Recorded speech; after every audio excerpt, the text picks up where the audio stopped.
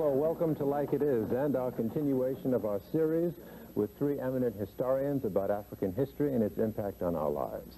Our guests are Professor Ivan van Sertima of Rutgers University, Professor Joseph Ben Jekinen of Cornell University, and Professor John Henrik Clarke of Hunter College. Our historic excavations will begin or continue right after these words.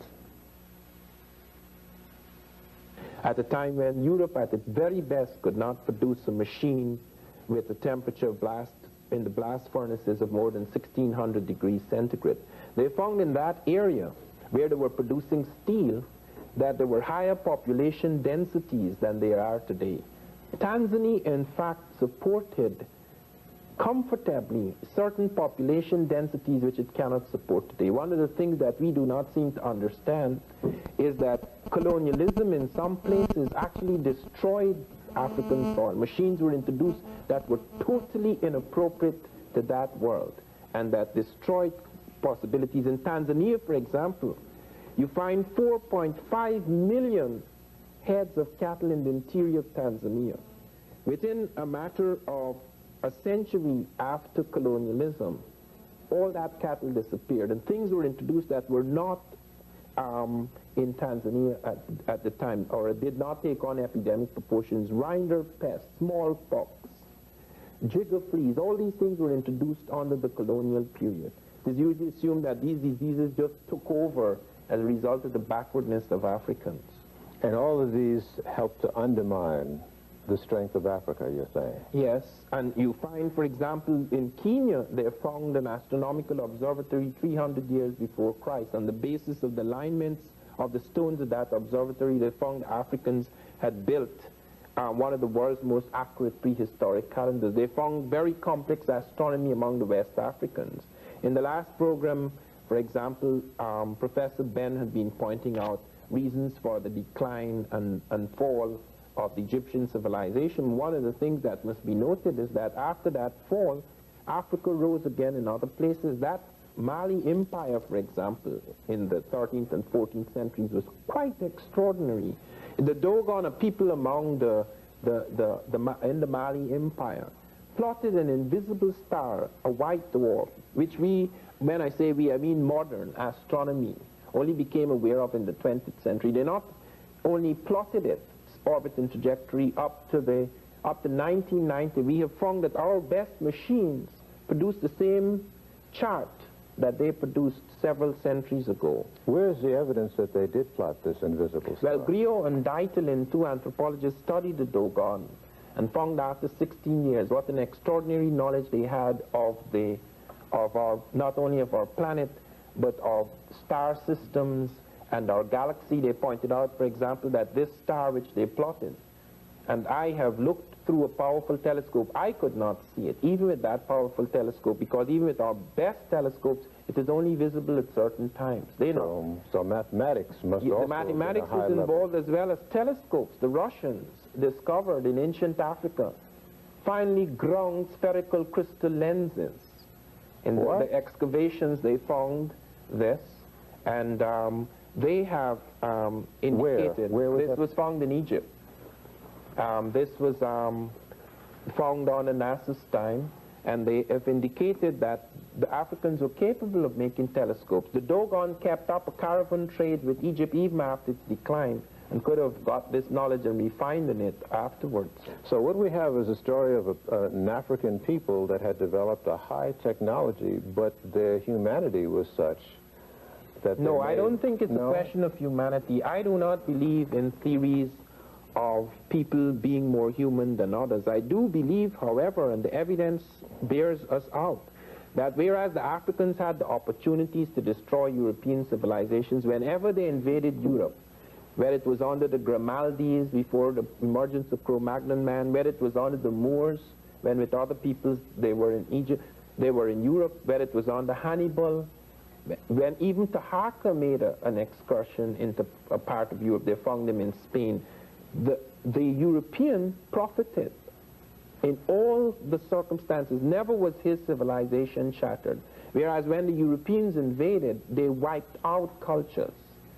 And that is a very and odd yet thing. that speaks not of humanity, It speaks of very extraordinary circumstances. How this can be translated in terms of whether you have different kinds of human beings or different type of human consciousness or different human character, perhaps in terms of the social character of the African. You see, the African never believed that, for example, if he has a religion and he conquers another person or walks into another territory, he has to plaster it down on them. The times when these invasions were made, it was times when Europe thought, or at least she liked to think, in order to cover up, to assuage her guilty conscience, that she could say, well, look, I've come on the name of Christ, in the name of God, to save these souls, so that she, therefore, found it necessary to wipe out everything. Like, for example, in America, she destroyed all the books in America except 3. Well, did the African ever do that? They never did that Europe? because... Did the African ever enslave the European? No. No, you don't have evidence of that. And this is not only a question of humanity, it has to do, as I say, with the assumption with which you move forward, that what are you doing? The African, for example, did not have these monolithic religions where you would go like the Arab or the Christians, the European Christians, when they distorted Christianity, would go and say, in the name of such and such, I'm going to wipe you out. I don't think the African invader ever operated under those premises, so that you can have a totally different kind of impact occurring. Okay. Let's talk about some of the vast resources on the African continent and how they were exploited and utilized by the African. Well, they have found, for example, in medicine, extraordinary things occurring in African medicine. I'm not just talking about the witch doctor. In the Edinburgh Journal, for example, they noted the Africans were the first in cesarean operations. They have a picture of it in my recent Journal of African Civilizations, that they had invented a vaccine for smallpox before the Europeans, that they were using tetracycline consciously before the Europeans, that they were the first people to have standardized medicinal doses in Egypt, a socialized medicine. I thought tetracycline was a relatively modern drug. No, 14 centuries ago, they have found Africans using the tetracycline. They found the yellow-green flash in their bones. And they found where they were using that tetracycline, there's the lowest incidence of infectious disease in an ancient population. Do they know how it was administered? No, they found it first in their grain bin, so that it may have started as an accident, but then the Africans became aware of it and started to use it in medicinal doses. We also have evidence of mathematical systems, and this is one of the things that one finds so frustrating, that in most of the anthropological and archaeological records, or anthropological and historical records, you do not there's no mention of African mathematical systems. Work has been done showing that these mathematical systems were highly complex, particularly among the people like the Yoruba, etc., and some of them were on the verge of computers before the Holocaust. And you wonder, why are these things not mentioned? The reason why they're not mentioned is that most of the studies of Africans were done in small communities, survival communities. Studies at the core and centers of major African civilizations, few of these have been done, and even when done, they haven't been done in terms of technology, because it was assumed that they did not have a technology. Their resources are incredible. South Africa has still retained control, and in that sense, Africa has only gained the paper independence. South Africa controls the world's diamonds, the world's gold. 23 million ounces of gold are produced in South Africa a year. Zimbabwe and Ghana has only 1 million. The diamonds among the South Africans, they are the leading diamond producers in the world. Manganese, it's incredible. They have 5 million tons of manganese against 2 million in any other African, in Gabon, African. Perhaps therein lies the reason why the West is so in support of the racist regime that controls South Africa yes, today. There is a tremendous reappraisal recently done in the Reagan administration as to whether they stand to profit by having this kind of relationship. And very often when resources are found, like Gabon, they found it has 1 billion tons of fine iron ore. United Nations sat as whether it should allow the Gabonese to have money to build a railroad to the sea, 400 miles to the sea, to exploit this. They abandoned that. The people in Gabon, although they are only 1 million, are slowly building that railway. It will be finished about the year 2000. Thank you, Professor Van Sertima. Like it is, we'll continue with Professor Ben right after this. In the process of the colonization of Africa, there were a number of treaties and agreements and whatnot that were drawn. Maybe we can sort of cover those in an overview. I think that if we examine the major source of these treaties, we will go to a 3-volume work by the official historian of Queen Victoria by the name of Edward Hertzlet. He wrote a book, a 3-volume work called The Map of Africa by Treaties, under these treaties. It showed there where certain quote-unquote chiefs, because this is a European term, sign away lands by the mark of an X. The documents are written in either English, French, Dutch, depending on who the colonizer was. No indication that the African knew that language. There is nothing in any of these treaties that would indicate that the people of that African land attested to those signing in that the land belonged to the people, and none of the so-called chiefs could take away the land of the people and sell it or something. We had similar situations here in the United States, of what is now the United States of America, with the indigenous people. Treaties were formed between European and Europeans. The worst of such treaties was the one that gave away the entire portion of what was then called the Congo, later called Congo Free State, to Leopold of Belgium, with the approval of the United States of America, Great Britain, and the other 12 colonial powers of Europe. For example, you had such people as the Gould, the Vanderbilts, and others who were part of the Congo Free State. Is that the Berlin Conference you're talking about? The Berlin Conference came out of this.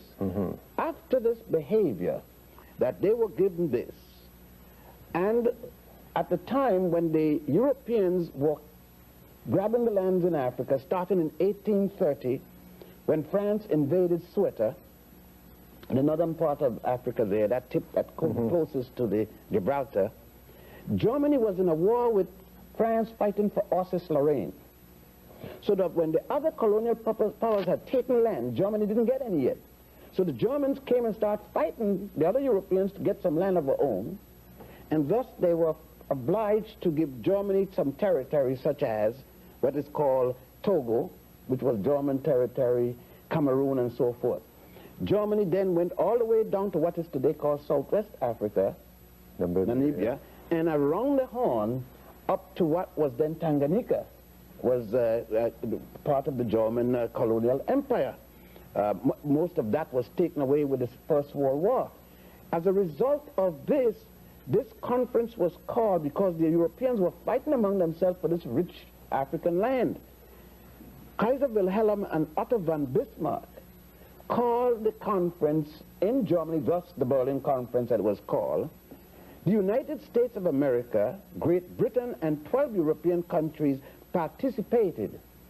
The United States was represented at a later conference also called the Brussels Conference. That which was that treaty conference was one in which they now had given Leopold his land at the Berlin Conference. They started to encroach on Leopold because they found that they had given him what was thought to be the richest part of Africa at that time. Leopold then called a conference called the Brussels Conference. The United States was represented by this conference by a man by the name of Henry Terrell.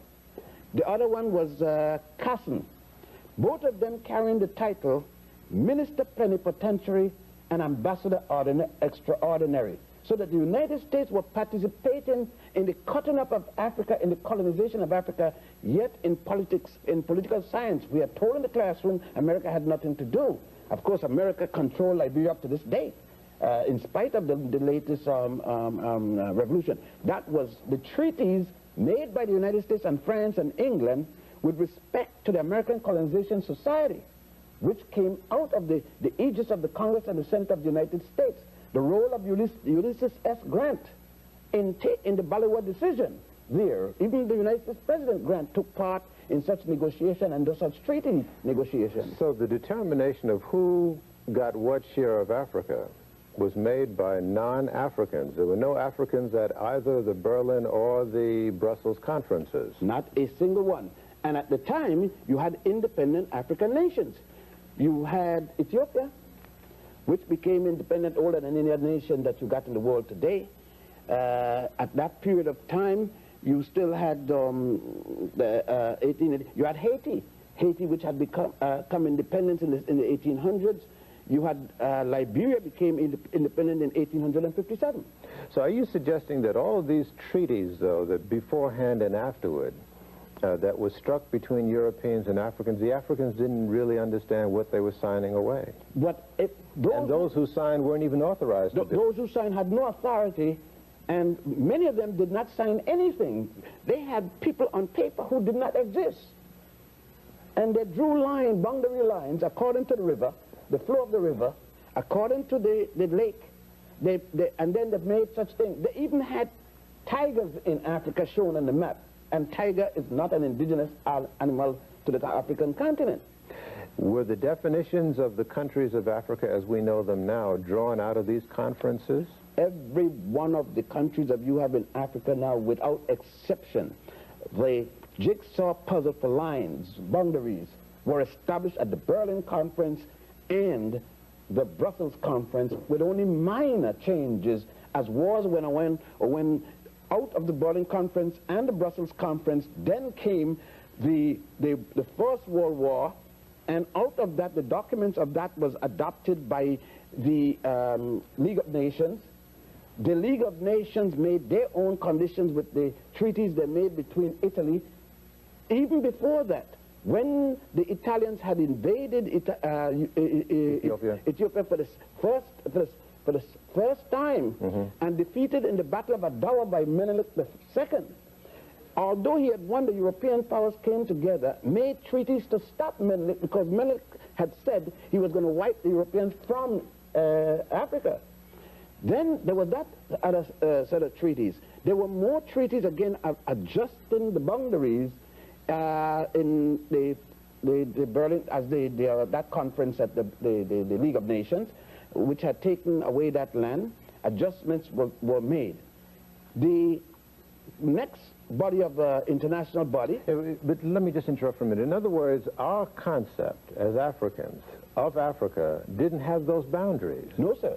We didn't have a Mali or a Nigeria or something like that. The boundary very depending on where the people fed their animals. In other words, the boundary of Mali was where the Malian was with his cattle. And that could have shifted with the season, just so the neighbor next door to him. Africans did not have, if you cross this, I'm going to shoot you, or this cross here, I'm going to strangle you. The Malian would meet, for example, his neighbor and says, oh, how is the grass up there? He said, well, it's a little better up there, you know. Yours is better. He says, well, okay, I'll move up there today. Well, let us all go up, and the two other families would talk, and they'll go up. And that's where the boundary of that next nation would be. This land is mine kind of concept This is European. European established the land boundaries situation. Fences and things of that so nature that were alien? started among the Europeans. Land boundaries shifted among African people. You didn't have this say, well, if you cross here, we're going to shoot you. And all this kind of thing. It was it's just like surnames. It's that same process it brings to mind of what the European brought to this land, the United States, treaties with the Native American. That meant nothing. All these so-called treaties, did the indigenous people read the language? Do they know what they were signing when they did sign that X, if they in fact signed the X? How many of them knew in Louisiana that in French? How many spoke French? And the men knew what was written down there. If I tell you something that you're signing, but you can't read the language, what I told you could be quite different than what you signed, that little X.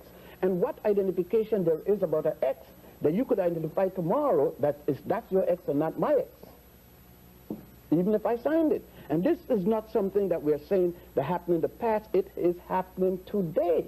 Right now, there are indigenous people here being moved up. In Africa, they're indigenous. In Australia, you say the same thing. The Caribbeans, the Malvinas, which is, or whatever they call it, is a good indication of how they have done it. Of course, it doesn't belong to either one. It doesn't belong to Argentina, and it certainly doesn't belong to England. But the people to whom it belonged are now since dead.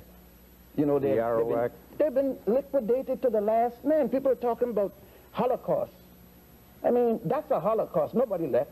Holocaust in Tasmania. Not a single person left.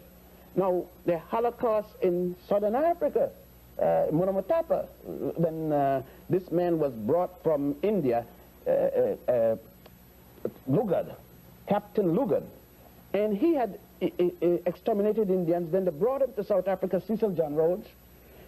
He liquidated millions of Africans. I would say about at least 20 to 30 million Africans with the attempt to match Cairo with the Cape.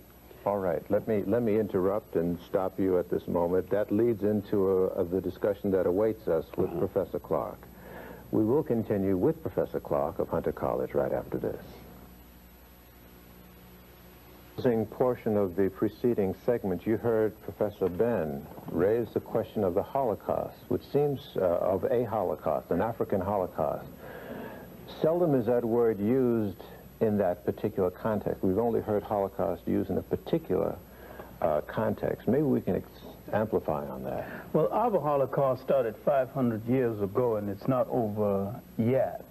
In fact, our relationship with Europe has been a continuous Holocaust, and we have been continuously resisting that Holocaust. African resistance to this Holocaust started in the hinterlands of Africa when he was revolting to keep from being taken to the shore, and then continued along the shore when he revolted to keep from getting on the boats, continued on the boats, and he revolted to keep from getting off of the boats. Forced off the boats, he continued to revolt on the land. But the apex of this resistance, while coming in the 19th century, but slave revolts had started. There was a slave revolt in Cuba as early as 1525. And these slave revolts, mostly led by people called Maroons, and this is a term really means runaway.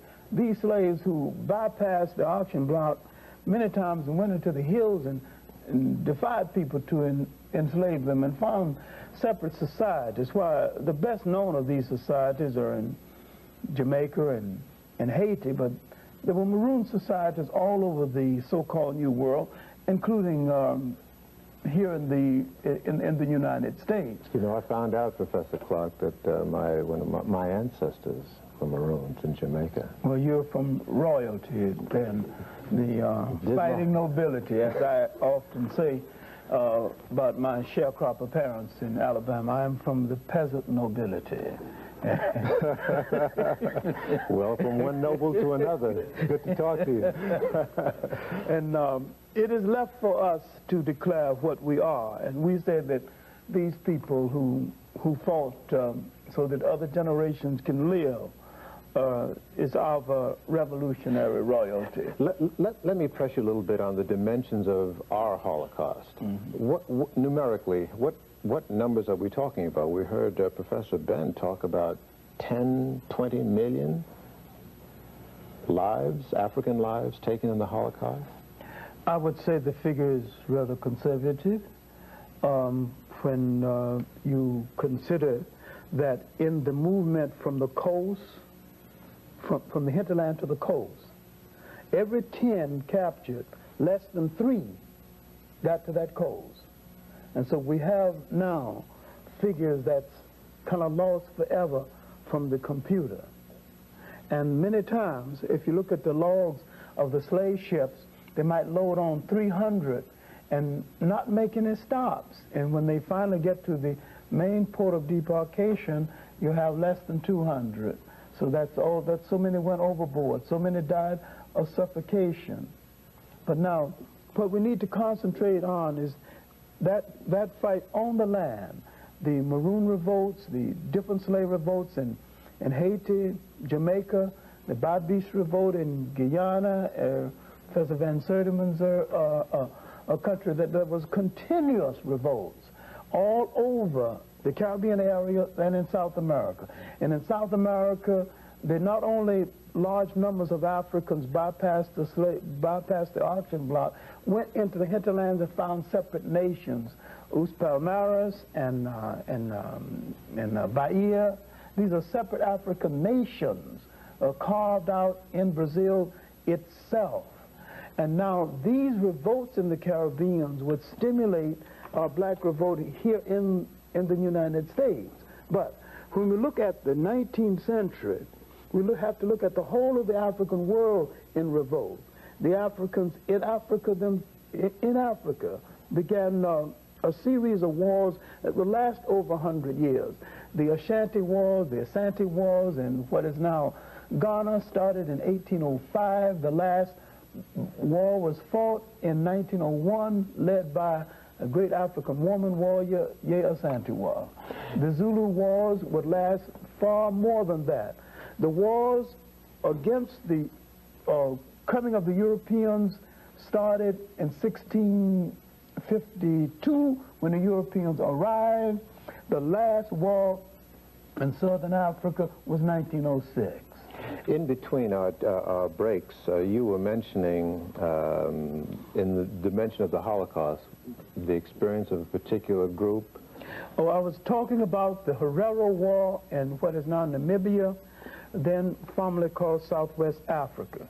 The Germans tried to create a bastard race in this area by cohabiting with the Herero women.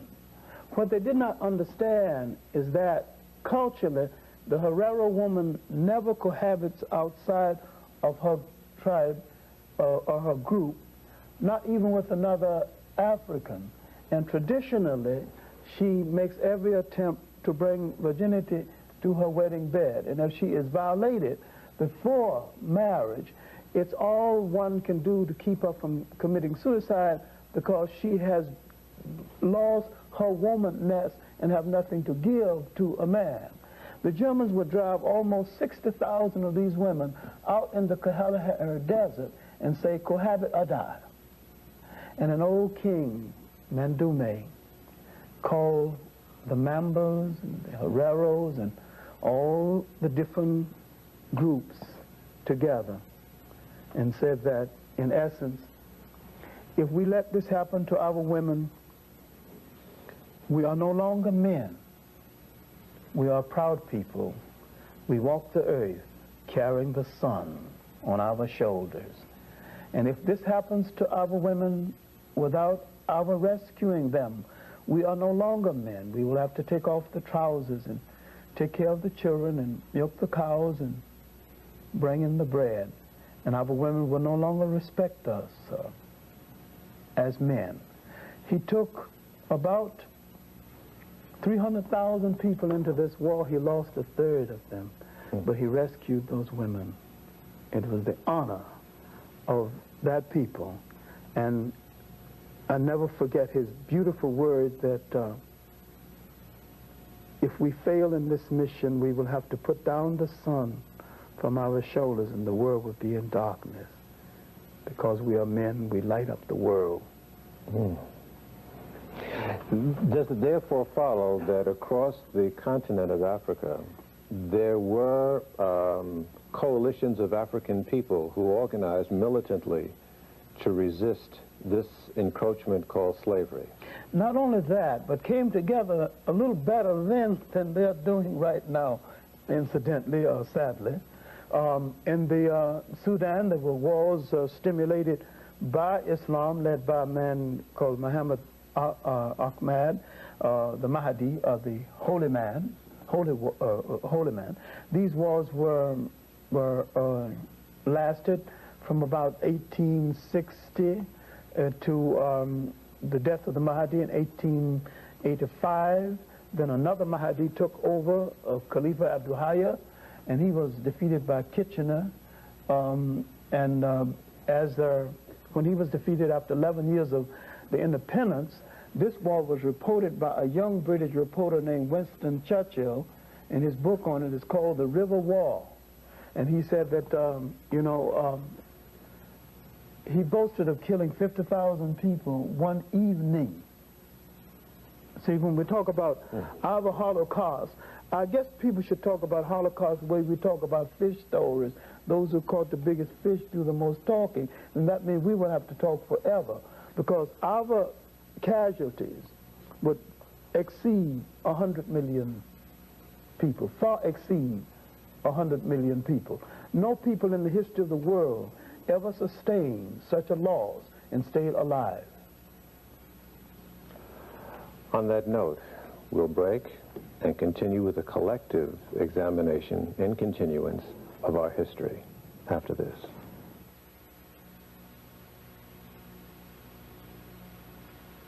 To go over some of the areas that undoubtedly we weren't able to cover in the individual interviews. Let's start with you, Professor Van Sertima. Yes, there are one or two things that I want to raise. First of all, there's a different kind of Holocaust which is even more terrifying than the destruction of people. Often death can be merciful. There's a nuclear bombing of the African brain.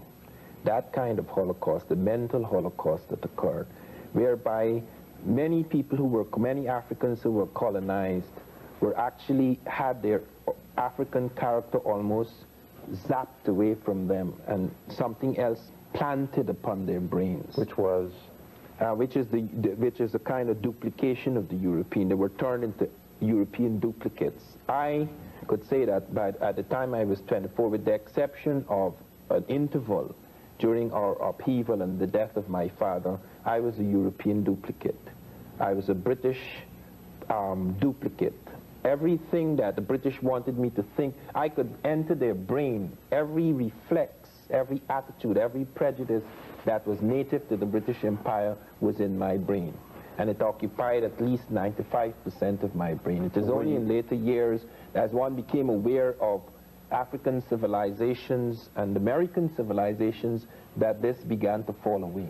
Did you love England at that time? Tremendously. I would celebrate. I mean, like now, for example, suppose I was still in the British Empire, which no longer exists except in the mind of the British, and the Falkland Islands thing was going on. I would be waiting patiently every moment to see an Argentine ship go down. This is the kind of loyalty, allegiance to the enslaver that became part of our inheritance. You sang God Save the Queen. Not only sang God Save the Queen, I felt proud that I was in an empire which was able to put everybody in their right place, including the Americans. I was very upset when I read that Americans had broken away from British rule. This is the kind of training we were given. Not a single book on Africa did I see before I was 20, not a single book. So we're talking about the evils of the colonization of the mind as well as of land and body. We're talking about the rise of the evil genius of Europe and Western racism. There wasn't enough soldiers in all Europe to hold down that vast world. They had to conquer something else other than just the physical body. They had to conquer the mind. And maybe their most tragic and dubious achievement was the convincing of so many people that they were supposed to be ruled over by these Europeans. It was one of the great propaganda miracles. What was the most effective vehicle for that propaganda? The Bible, and the assumption that the European was a Christian. He never was a Christian, he never will be a Christian, and there are two things the European dares not live by. If he tried to live by them 24 hours, he is finished, and that is Christianity and democracy. Because his civilization, his way of life, his power is based on things diametrically opposed to those two things. How does the Bible help enslave the mind? I'm asking by saying that this is the will of God. There's an excellent book, good God, I haven't seen it in years though, except a Xerox copy in my library, called The Role of the Missionary in Conquest. A lot of the land was taken from the African, with the missionary going ahead of the colonizer and telling them it is the will of God that we control this land. A lot of the land, the Kenyan highlands, a lot of land in Uganda was taken over by the church. In fact, the Catholic Church had title over most of the land surface of Uganda and hasn't relinquished it completely to this very day. Christianity was an instrument of colonialism, the handmaiden of colonialism. And I can remember as a little boy wanting to teach the junior class in Sunday school, and I began to look into the great book, trying to find my own people, and I didn't see that image nowhere. I tried to find the word Negro, and it wasn't in the Bible. I didn't know there was no such thing as a Negro, you know. And I looked at the Sunday school lesson, look at all these images, and all these images told me that I was nothing. I was outside of everything in the world, and that all the achievement in the world was done by white people. I go to the basic history books, and I see nothing but white images. I see nothing that endears me to myself or to my own people. Professor Ben, what do you have to say about the missionary position? I should say the practice of missionaries. Well, I don't have anything good to say, so I could make it by that one statement. And I don't think anyone who knows their African history could compliment the missionaries. First thing is that the assumption is made by Europeans, Billy Graham and others, and I noticed that he's getting his lumps now, for having the courage to say that somebody has practiced Christianity, but I don't know what he meant by that either. But number one, Christianity started in Africa at a place called Alexandria with two people, Tantius and Boetius. It spread across the North African continent. There were 7 patriarchs, equivalent to the word pope, 27 bishops before it arrived in Europe. An African by the name of Augustine, who made modern Christianity the basis for his writing, Europeans copied.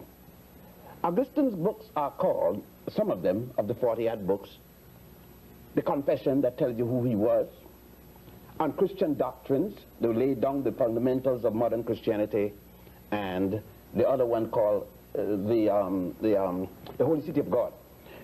It is not only the Bible, the Christian Bible, however. The Old Testament, or the Torah, as it is called, speaks of chosen people. A God made a world full of people and select a handful to be the special ones.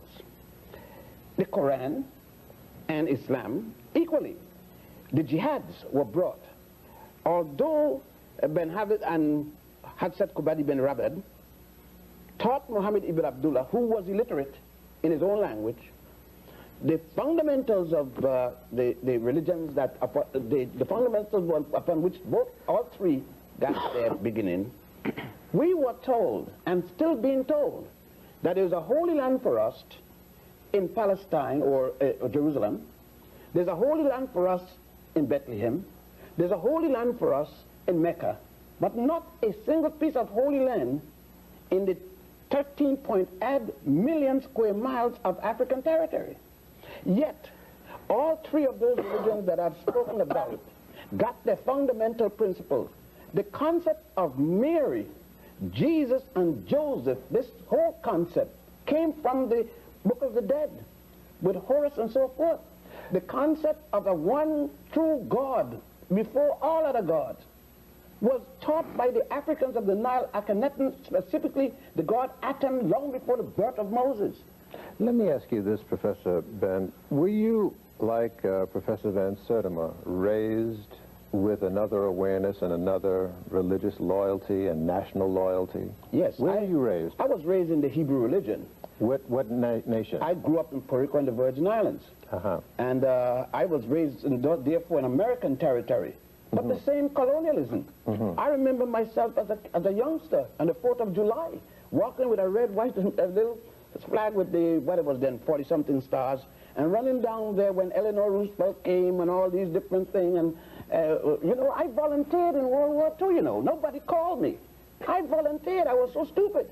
I went and volunteered, went to Panama to a segregated army where I couldn't go on the bus with the American people, and in Panama I went to the Panamanians I could go among. I came to Newport News, Virginia in the service and couldn't go on the ferry. They had a line called nigger, the nigger officers and the white officers. That happened to me. And do you know it was a German soldier that I was guarding, officer, that asked me, nigger, he says, exact word he said to me, nigger officer, do you know that when this is over, I'm coming to America and be your boss? And then I started for the first time to get some sense, although I had been segregated in Panama and so forth, and I didn't even recognize I was being segregated in Puerto Rico and the Virgin Islands. I didn't even realize it. I thought that everything was, as they say, hunky-dory down there. But, you know, because of what he said. Hunky-dory. H-U-N-K-Y. That was the expression. Right. That means real good. And then I was a perfect fool and didn't know it. I used the term Negro then. Colored was a big thing, you know. And Africa was not on your lips. What you talking about, Africa? Man, Africa is where Tarzan and Jane was, and, you know, the Humphrey Bogart. I used to go to see John Wayne and Tom Mix and Roddy Reagan and all of them shooting up the indigenous people. And I used to say, hey, there's a savage coming. Shoot them, Tom Mix. And then with the African, I'd say, oh, look at them savage. Tarzan is coming. And I'm hoping for Tarzan. And Tarzan hollering, Ungawa. And one thing, I didn't know that Ungawa means doo-doo. Because every time Tarzan said Ungawa, and when I found out that Ungawa meant doo-doo, I said, Ungawa Tarzan. I used to have fun then. But you wouldn't believe that this person, because what I know wasn't taught to me in school, I look back and sometimes and say, how in the world did I come this far from where I was? It's over miracles. That's a miracle. Tell me about your upbringing, John. No, I had suspicion from the beginning. When I couldn't find my people in the good book, and my great grandmother had told me that this was the book of God, this was the word of God. But where were you raised? I was raised born in Union Springs, Alabama, raised in Columbus, Georgia, near Fort Benning, and I made my living partly as a caddy. Used to caddy for a major who later became a general and later became president of the United States. Dwight D. Eisenhower. He was a lost cause then too. Be that as it may, but growing up in a predominantly Baptist environment and becoming very curious about the Bible, I began to suspect very early. How early? At 10 and 12, that I did not belong to any people who were inferior to anybody. Mm-hmm. So then around 1930... But in your schooling up to then, though, wasn't the reverse implied? The reverse was implied, but I can say with great conviction, I never completely accepted it. Or were you going to a black school and were you getting... I was going to a black school where the teachers would sneak in black history. They could sneak it into mathematics. They could sneak it into anything. But it was in the 5th grade that I ran into a great teacher, Evelina Taylor, who was a deity to me to this day, when she saw me cutting the food and trying to get accepted by playing the food, and she called me aside and closed the door and read the riot act and told me that I'll never let you be less than your best self. You are going to get it. Gentlemen, it's obvious that we can't unveil the whole story of our history and experience in these 2 hours or 3. But maybe you can just sort of say some things to our viewers, especially young people, who are in need of some academic shaping and direction. I suspect you would all agree. What would your prescriptions to them be? Gil, let me say it this way, and I don't support system. But I think that one of the things we have to learn, in order for me, or I hope I'm speaking for two gentlemen, and this is for parents, our parents, you can't fight the teacher and learn. There's a discipline in study, and we have to learn. The damage has been done to us and still being done, but we ourselves got to take this. With all the bad things that go in the classroom, and I went through it, you got to be able to count, you got to be able to write, you know what I mean? You got to know science. You got to be able to equate and evaluate. And you can't fight the teacher doing it. Parents can't come down to fight the teacher. Bad teacher, get them out of the neighborhood. We have to go through the principle of educating ourselves. And our parents got to do it. I'm sure your parents did it and other parents did it. There is a discipline we got to go back to.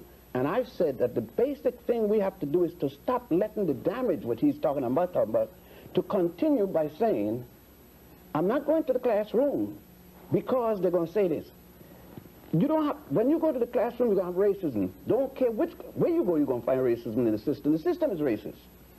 But you got to get in there to count, you know what I mean, to learn to read and so forth. So that you got to get that bad with the good. And lastly, don't care what degree you get in or no degree. Most of us think that degrees make us something. Degree hasn't made me anything. I was a proud man before any degree, and continue to be. A degree only gives you some ways to get in and get a better bread. But if you depend and think that that is it, and we've got to, lastly, I figure, what has happened is, if you, Gil, had taken the attitude, I made it, to hell with everybody else in Harlem or wherever, then we would not be able to express the things that we are expressing to the whole larger community. A lot of us got to stop moving away, far from the other. When we move, remember that the other one is still there. Because I'm going to say something, and in here, and for others, is that if men like Garvey, Malcolm X, Martin Luther King, Paul Robeson, and others had moved away from us, and you notice I used Malcolm X and King. I said Garvey and Du Bois. I said Paul Robeson. What I'm doing, I'm matching people in the same society that may have differed. See, this myth about celebrating King's birthday, but not Malcolm, by asking for a holiday for King, but not Malcolm, but asking for one for Du Bois, but not Garvey. Keep us separate. We have to know that we decide who fought for us and who are our heroes. The larger society can't tell us who they are. Let me say one thing in conclusion. I feel that we have to realize that when we speak of blackness, blackness must stand for excellence as it did in early Africa. Where black, for example, among the Egyptians was the color of divinity. We must not assume, however, that merely because someone is white or European, that they are monstrous because the Western European exploitation. We must not use this simply as a crutch. We have to see it in a certain perspective. It must not be considered as innate to the European, because if it is innate, there can be no change. We have to believe in the capacity for change in the world. The black man is in a terrifying situation. Largely, this is due to the European exploitation into those centuries of history. But if we are to come out of that, we have to change our consciousness as well as the consciousness of those who have enchained us. So we have to change our evaluation of our own blackness as well as our evaluation of whiteness. Yes. What I say to my students is that we have to find that compass that we can use to locate ourselves on the map of human geography. And we must find that clock that tells us our special time of day. We must know what history is supposed to do for you. History has the function of your watch. It divides up time and tells you where you are and gives you a general idea how much time you have to get where you still have to go. History is a kind of a guide and a stimulant. And no matter what you're going to study, even engineering, you need a sense of definition of yourself and relationship to history and how your people related to the history of the world. So history is the bottom line. Yes, and we need to stop thinking of ourselves as a minority, because between the Caribbean islands and Brazil and the United States and in Africa itself, we are the third, if not the second largest ethnic group on the face of the earth. And we've got a piece of geography over there, maybe 13 million square miles, that's ours. And when I say ours, I don't mean north, south, I mean all of it. That's right. Every blade of grass, every grain of sand, and that's the inheritance of our children and their children still to come. And we don't have to go to any Bible to make any claim, because our claim is all prevailing, and the map of that continent is stamped on most of our faces. Let's go to our bibliography list, full screen, and for our viewers. At Kelty and In the Matter of Color by A. Leon Higginbottom, Jr. Professor Clarke recommends you read How Europe Underdeveloped Africa by Walter Rodney, Stolen Legacy by George G.M. James. And Professor Van Sertima recommends you read his Journal of African Civilizations, Volumes 1, 2, and 3, and African Counts by Claudia Zaslavsky.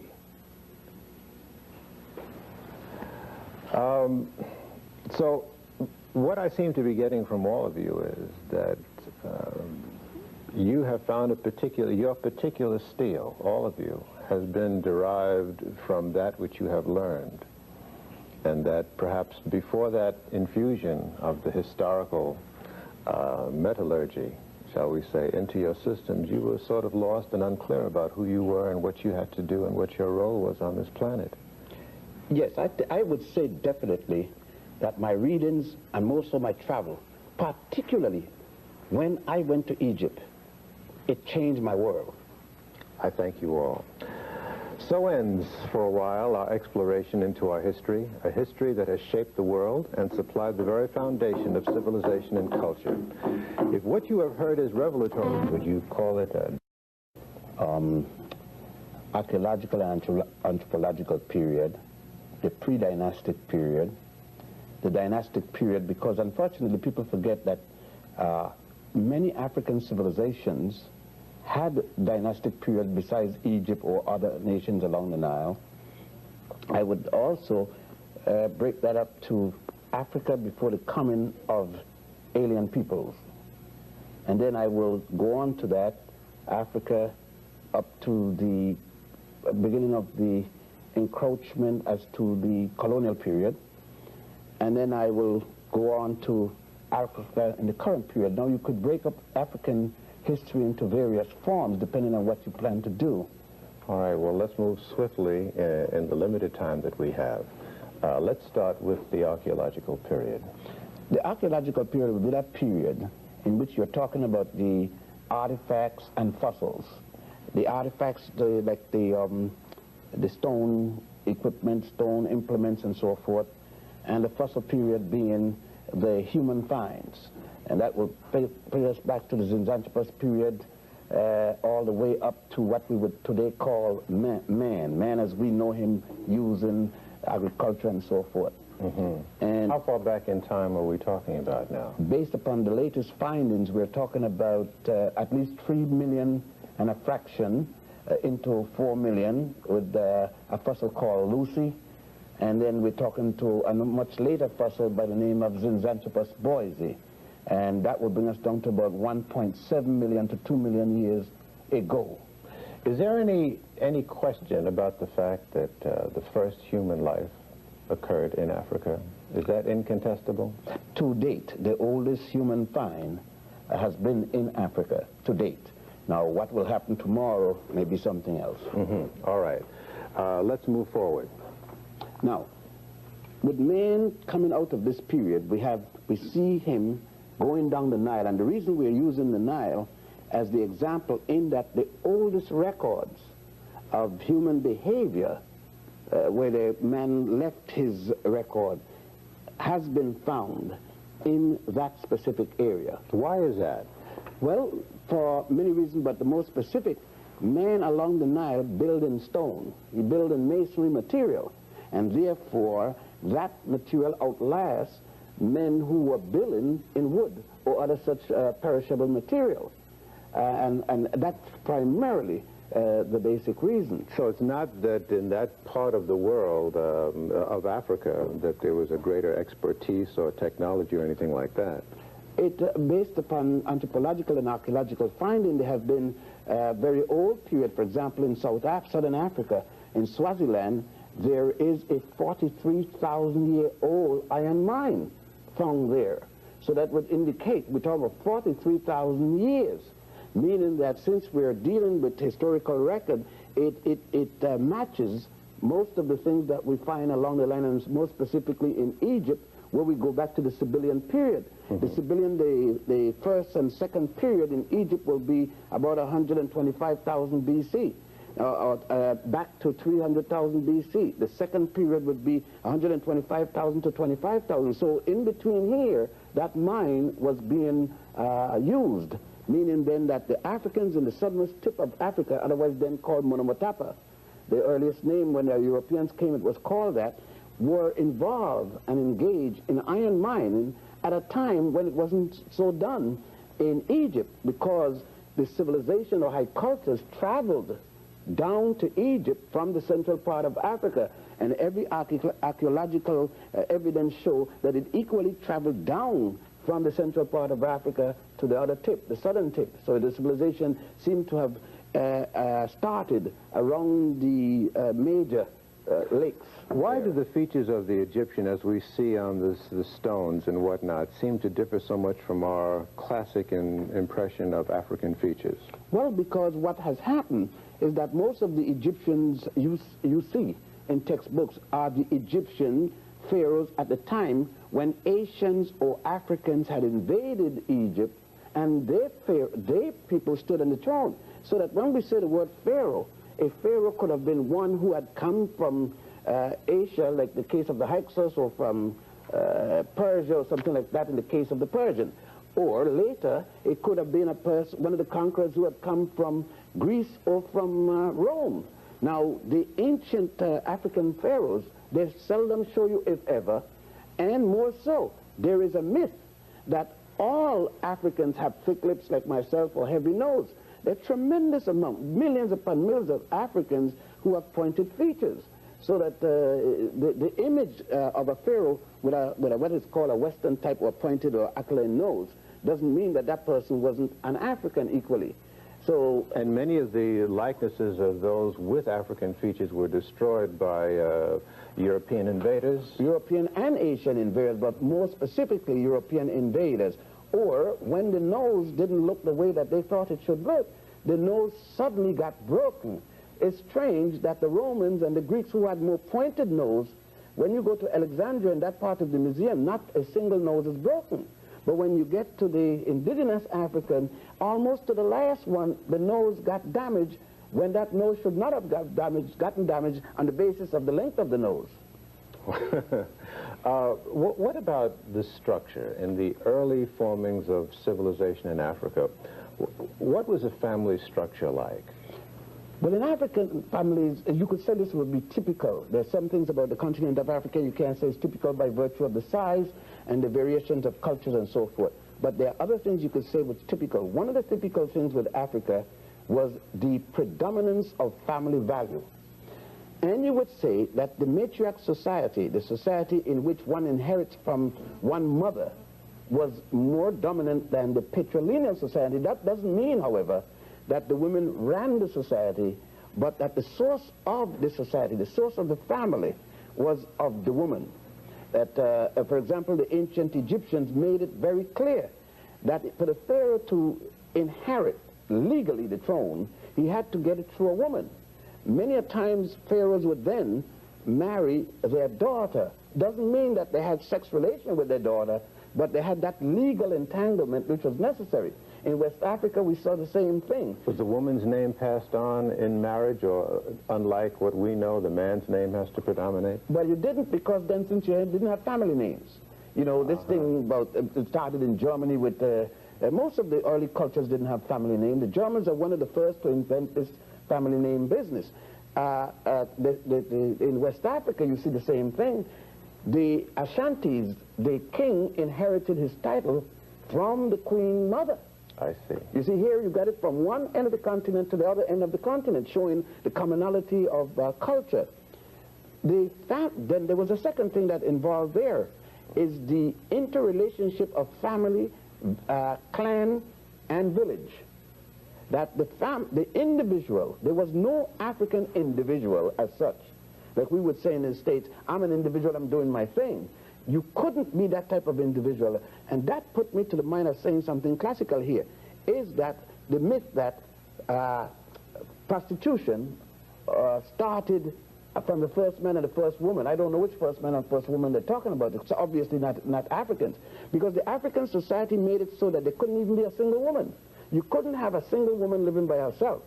all people were attached to family. If a woman became widowed, she either went back to her own family or to her husband's family. You were always attached to someone. Therefore, most of African society started in a communal basis. One was related to one's family, immediate family, then to the clan, then to the village, then to the state. So that each individual had a combination of families one was attached to. Is that why there's not much in recorded history about disciplinary problems with the children? Sure, you can't have a disciplinary problem when all adults is over the juvenile. An adult doesn't necessarily mean 21 as against 2 or 3. Adult could be 3 as against 5, 3-year-old as against 5. It means that you bound to respect the older person than yourself. So that if a family had 10 children, the first child would be the one relating directly to the family.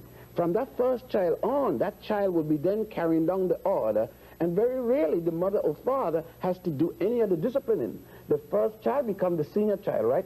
And therefore the law goes down. Now from that child, let's say that the first child now becomes 40, and the parents are in their late 50s, early 60s, and that first child gets married. The authority of these parents still go down to that child and to the husband, on both sides. And it was this kind of continuity that was the basis of the great civilization that came out of our experience in Africa. Yes, that is what was destroyed with the coming of the European and the Asian, that they destroyed, so that the decentralization of the African family and the strength of the African culture that we see now destroyed so much that in Africa we see them imitating everything, and here and the Caribbeans and elsewhere started to be destroyed at that point. And it is at that point that we ought to stop. And when we come back after this break, Professor John Henrik Clarke will pick up about that destruction process. Stay with us.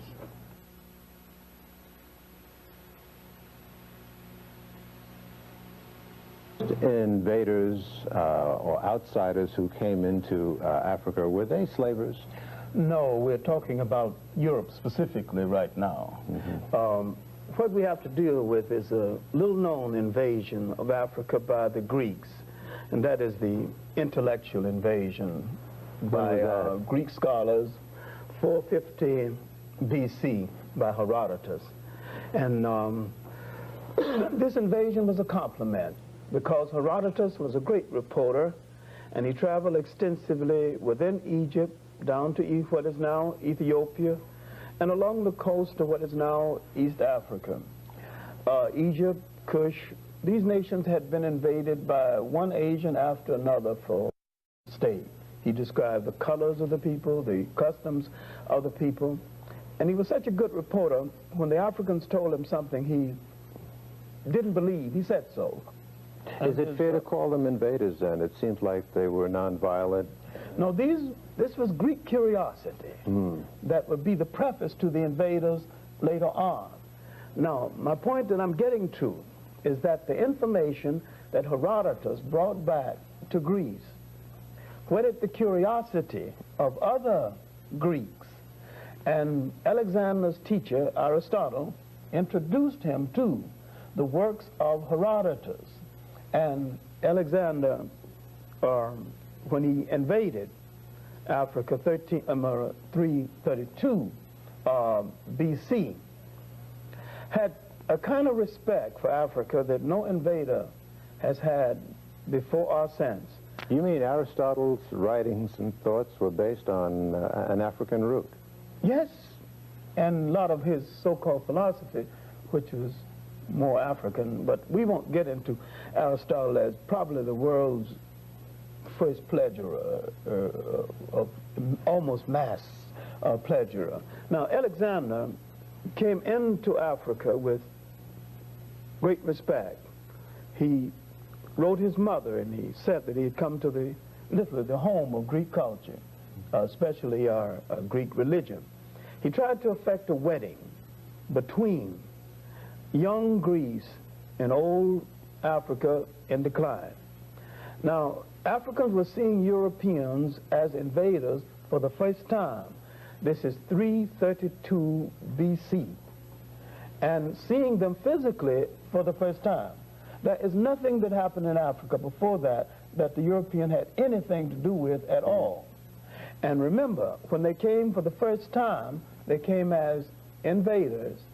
And except for the Alexandrian period that is marginally positive, all relationships between Africans and Europeans from that day to this day has been negative. All right, let's talk about that second intrusion or invasion. Now, the intrusion that would be aggressive would be the Punic Wars. Hannibal's father warned him of those people across that water and told him in essence, you got to take the battle to them before they bring it to you. Now, Hannibal was cautiously trying to guard that front door of Africa from arising a hungry Roman people. Now, the Carthaginians had good relationship with the people of Sicily. And the people of Sicily did not want to join the other Romans in a fight against Carthage. But Rome wanted the trade in the Mediterranean. They didn't want to share it. They wanted all of it. And a jealousy grew among them about the city of Carthage to the point that they greeted each other in the morning and added, Carthage must be destroyed. They opened the Senate and added, Carthage must be destroyed. They said good night to each other. They said, Carthage must be destroyed. Yes, Roman citizen, Carthage must be destroyed. And so when Hannibal got a wind of that kind of a thought process, he took the battle to them before they could bring it to him. And for a generation, that old lion held Europe at bay and saved Africa from European aggression. Finally, betrayed by two Africans, Scipio Africanus and Maecenacius, he knew that they had not protected his right flank or his left flank, and that Roman army was coming down on him. Then he told his steward, send me the wine. And he took some dependable African poison. But there's much more to this life than that. This was probably the finest physical soldier the world has yet to know. He never asked his men to do anything that he wouldn't do. With the demise of Hannibal, what happened? That's when With the demise of Hannibal, the Romans came aggressively, destroyed the city of Carthage brick by brick, and this was the beginning of European aggression in Africa and European aggression in the rest of the world. And I maintain that the total relationship of Europe to non-European people from that day till the present day has been negative, and that they have done the world through their invasions more harm than good. Give me a date when that onslaught began. The onslaught began with the defeat of Hannibal. And what We're year? dealing around 200 BC or thereabout. All right. Now, and with the defeat of Hannibal and the establishment of the Romans in North Africa, Rome now had a breadbasket for its future empire. If it wasn't for the agriculture of North Africa, there would have been no Roman Empire, because they would have had no means of feeding that vast army and their own population. Let's talk about the rationale, the mental process that went into the whole rationale for enslaving a people. Where did the Europeans come up with that concept? Or was that an original idea? No, it wasn't an original idea, but the European introduced a kind of slavery that had never existed in the world before. Including the Arabs? Yeah, well, the Arabs, that's a later day introduction of slavery, and they're not to be gotten off of the hook, but it has no direct relationship to the period that we're dealing with right now. All right. Where did that rationale come from? It came from the mind of the European. And if you read some of the early writings of Aristotle, Aristotle was really the first person to do a philosophical essay on race and a kind of a justification for the aggression of Europe still to come. To say that there are certain people endowed by certain traits, you know, to rule over other people. Most of the so-called Greek philosophers believed in slavery and had slaves. But when they came under the influence of the teachings in Africa, they were in serious trouble. This is why Socrates had to be put to death, and why he wouldn't even he wouldn't recant. Now, what we have to hurry and do is to establish the fact that this first European aggression, and mind you, I'm letting Alexander off the hook for my own reasons, and I'm putting the aggression solidly on the heads and hands of the Romans. That this first aggression gave Europe the means of feeding itself and to expand for the first time beyond its shores and sustain itself. Was profit the motive for slavery? Profit was the motive for slavery and a form of colonialism. Now, profit and bread. See, capitalism in the present sense didn't exist then, although the profit motive was a part of man's psychological makeup. But the justification for the Romans being was that they were endowed by certain traits, in spite of the fact that once they destroyed Carthage, they could not even build it back the same way, because they didn't have those master architects that the Carthaginians had. Now, Rome would sustain itself in this part of the world, and Roman taxation ultimately would force the Africans and the Asians to question old gods and look for new gods. This questioning, this wondering whether their gods had deserted them, would make them look into their folklore, their literature, and bring forth the beginnings, the formal beginnings of a religion that we might later know as Christianity. Not that the religion was new, but that particular formation of the ideas of the religion was new. All right, let's pause here, Professor Clarke, and we'll continue with the African presence in the so-called New World right after this.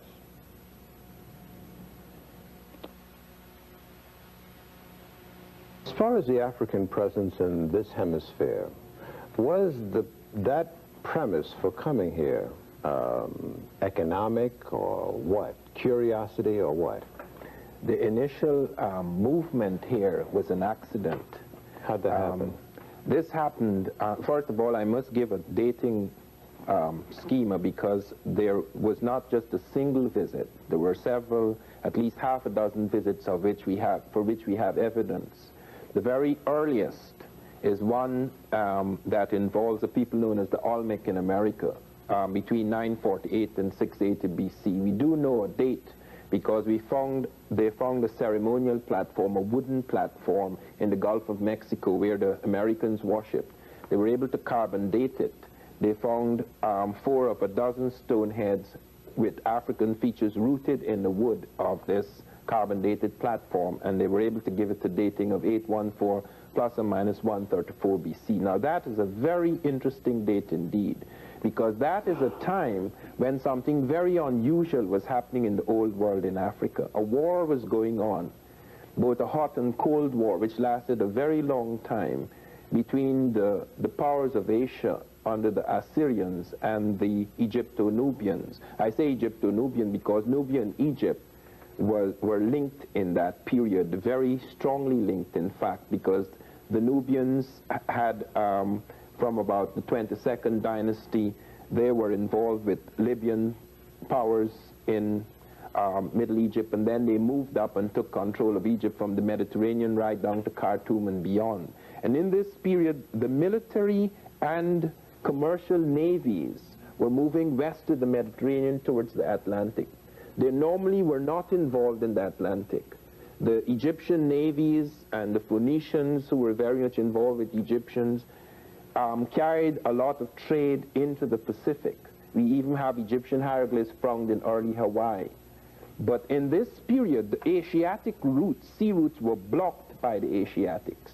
Yeah. They blocked off the Egyptian sea routes. As a consequence, a great deal of the metal trade, the search for... But how would you get from the Mediterranean to the Pacific, though? No, they had the Red Sea and other routes and they went into the Indian Ocean and various things. Oh, I see. Okay, so they had trading, Egypt had trading in other parts of the world, but in this particular period, while they had trade in the Western Mediterranean, this particular period became tremendously intensified. We even have evidence around 800 BC of Phoenician ships up in near the British Isles. They're trading in tin. Tin was critical to Egypt because that was the Bronze Age, and tin and copper were critical to the making of bronze. And you have a lot of movement in that area west of the Mediterranean.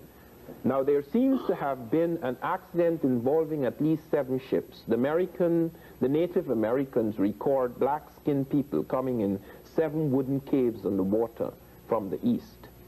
And they do record this, and lots of people are not aware of it. You mean they got lost at sea, or? They got lost at sea. All so-called discoveries of America were initially accidents. Columbus had no intention of coming here. He got lost at sea. He was going towards India, as he thought. He struck out for the latitude of Japan, hoping to land in India.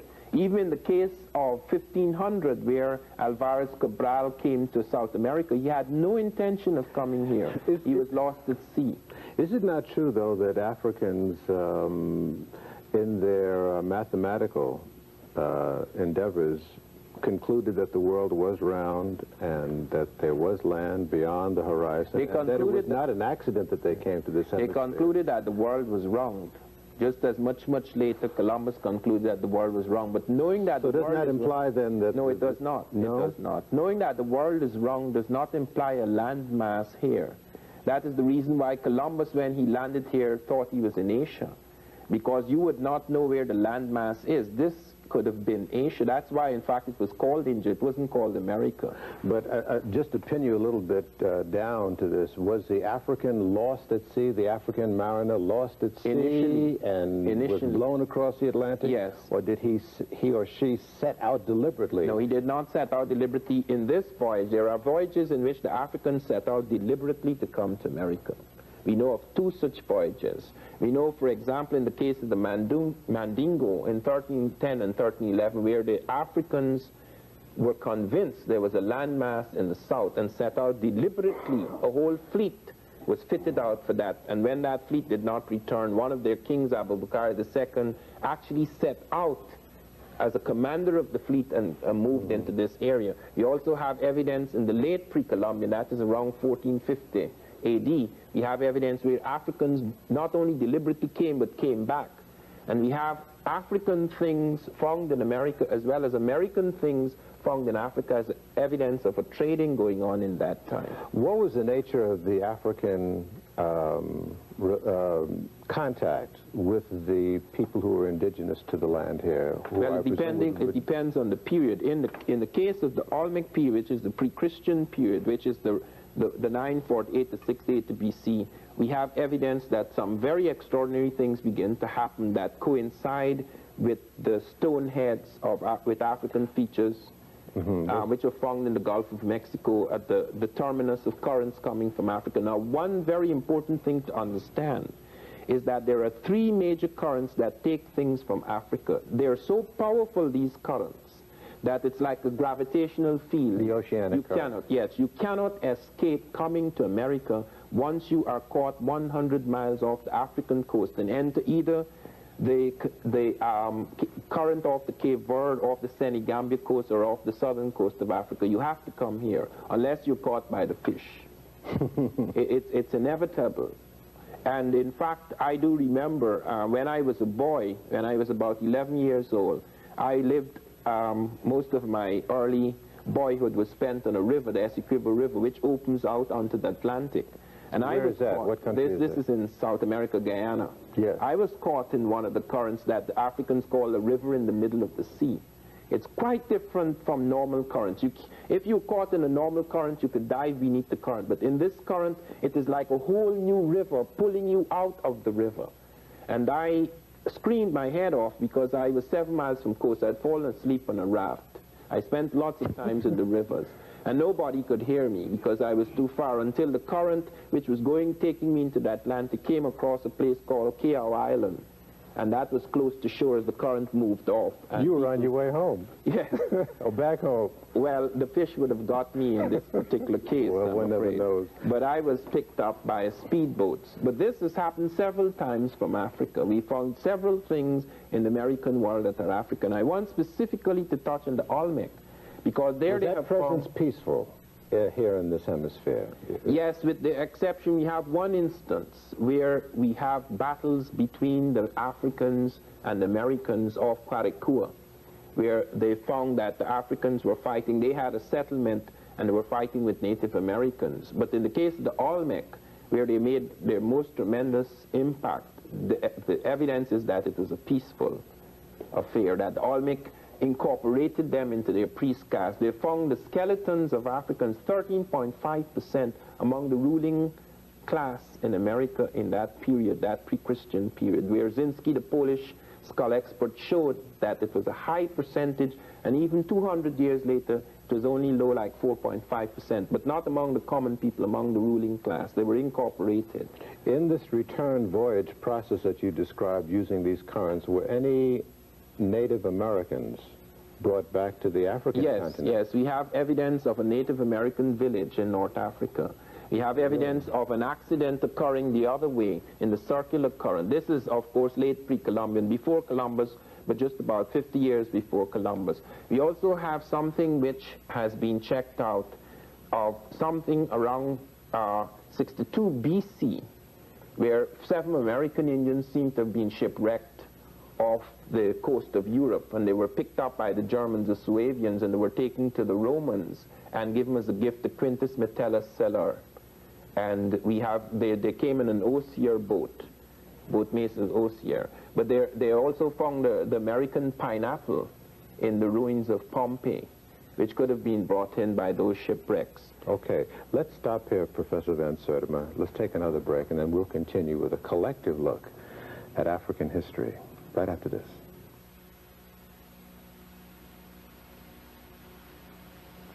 Frustrated because I thought we were going to be giving ourselves a lot of time, but 2 hours is nothing. We haven't covered a lot of ground. Let's go one by one to some areas that you still feel are hanging by the individual segments that we've covered. Professor Clarke? I'd like to go back to that first European presence in Africa and what happened to it. The European, especially the Roman, tax collection and exploitation forced the Africans, part of the Asians too, to pull from their history and their folklore and a new religion. This was the formal religion that the Europeans would distort later on and called Christianity. And as this religion got underway, the Romans did not take it too seriously. They didn't expect much to come out of it, and after a while they began to entertain themselves on Saturday evenings by killing Christians, and that the Romans literally killed Christians for almost 150 years before strategically and for political reasons they adopted this religion.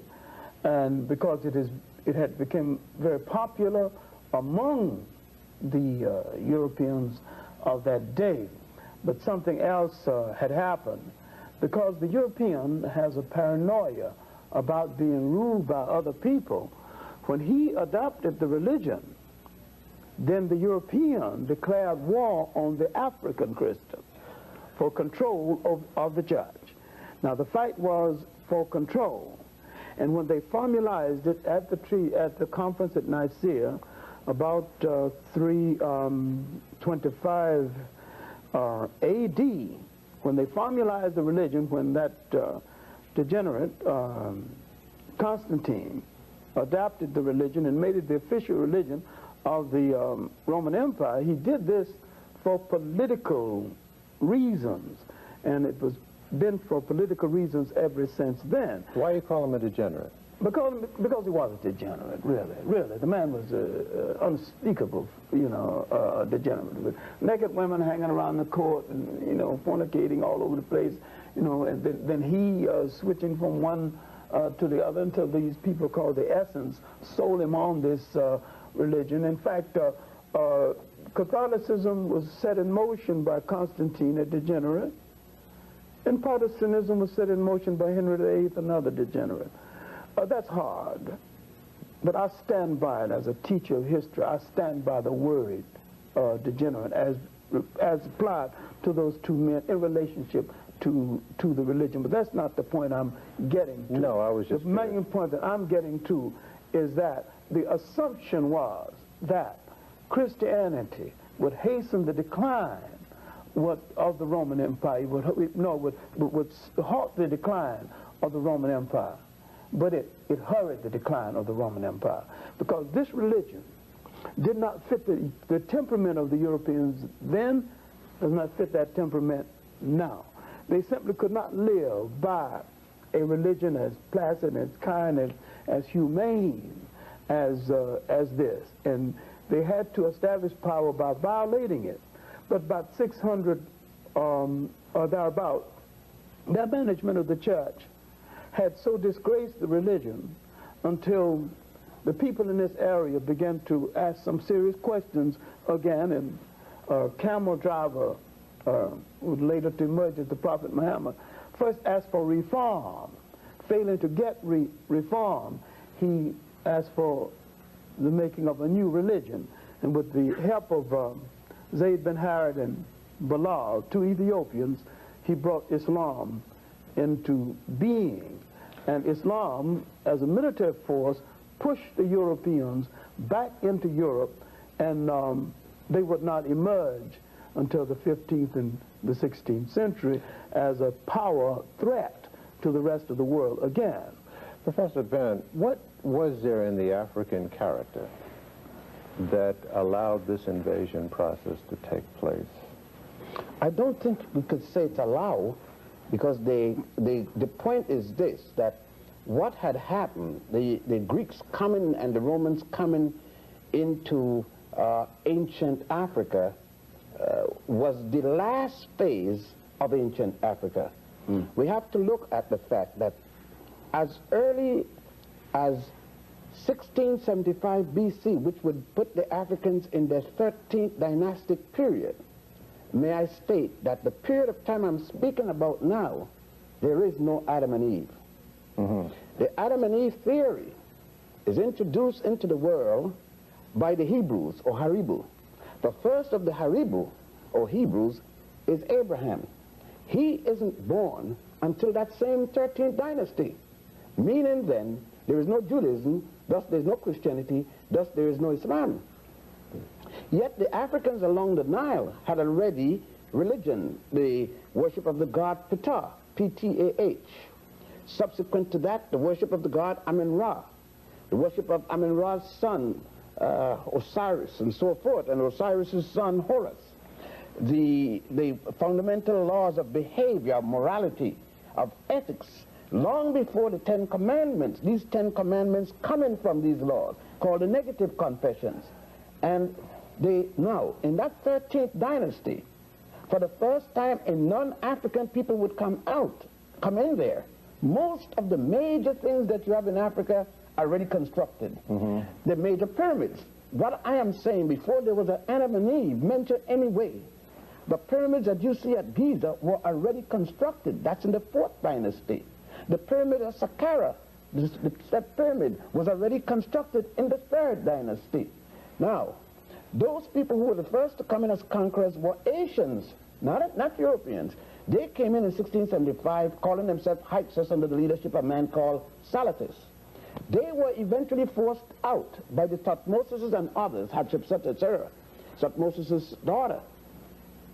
The next thrust of Asian invaders, not people that was asked to come in with weaponry, they came in and under the Assyrians. When? That would be in 714. At the time when they came in, the Africans from Ethiopia was ruling Egypt, the Ethiopians were ruling. Now, they came in as a result of, under the leadership of a man called Ashurbanipal. They were repulsed, these Asians from Assyria, repulsed. And then came another group of Asians, the Persians, now called Iranians. The Persians came in under Cambyses, who was replaced by Darius in 525. But the Persians were so bad in terms of their behavior to the Africans there in the delta. All of this is happening in the delta.